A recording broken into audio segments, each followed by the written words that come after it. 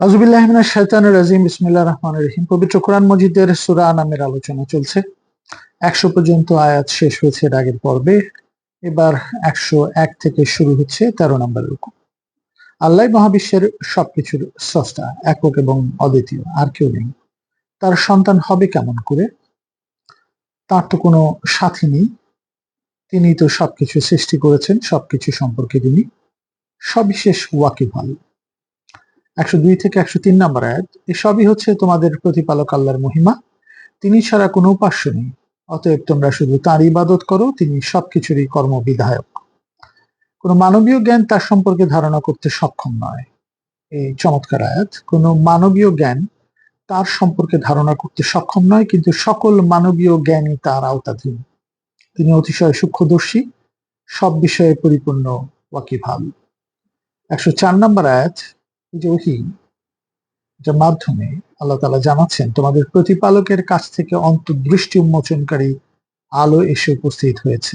এখন কোরআন যে দেখবে সে কল্যাণ লাভ করবে, যে এটা বুঝতে পারবে, যে জানবে, যে অনুসরণ করবে, অনুধাবন করবে।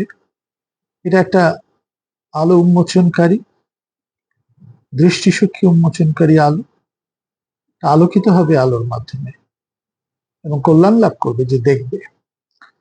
আর যে চোখ বন্ধ করে রাখবে সে নিজেই ক্ষতিগ্রস্ত হবে। সে জানবে না যে সে ক্ষতিগ্রস্ত হবে। আমি তোমাদের পাহারাদার নই। নবীকে বলছেন যে এই অন্তর্দৃষ্টিতে তোমরা যে ঠুলি লাগিয়ে রেখেছো, এই অন্ধদের বলতে বলছেন না আমি তোমাদের পাহারাদার নই। আমি শুধু এই ওহীটা তোমাদের কাছে পৌঁছে দিচ্ছি এবং বলছি এটা অনুধাবন করো, অনুসরণ করো, অন্য কোথাও যেও না। এটা ভুল করলে তোমরা ওই অন্তরে তালা মেরে রাখছো, যেটা আল্লাহ খুলতে বলছেন সূরা মুহাম্মাদের ২৪ নম্বর আয়াত। ১৫৫ নম্বর আয়াত। আমি এভাবেই সত্যকে বিভিন্ন আঙ্গিকে বুঝিয়ে বলি।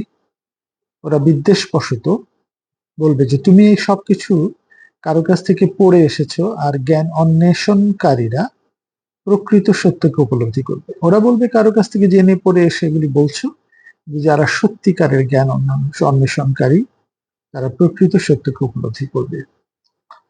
এটা কোনো মানুষের পক্ষে বোঝানো সম্ভব না। ১০৬ নম্বর আয়াত। তাই নবীকে বলছেন তোমার প্রতি যে ওহী নাজিল হয়েছে তাই অনুসরণ করো, আর কিছু না। কেননা এক আল্লাহ ছাড়া কোনো উপাস্য নেই।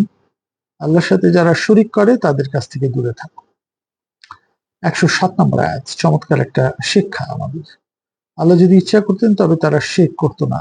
আল্লাহ সবাইকে ঠিক করে দিতে পারেন এক মুহূর্তে। তাছাড়া তোমাকে ওদের পাহারাদারও নিযুক্ত করা হয়নি। ওদের কোনো কাজের দায় দায়িত্ব তোমার উপর বর্তায় না। ১০৮ নম্বর আয়াত। এবারে আসছি।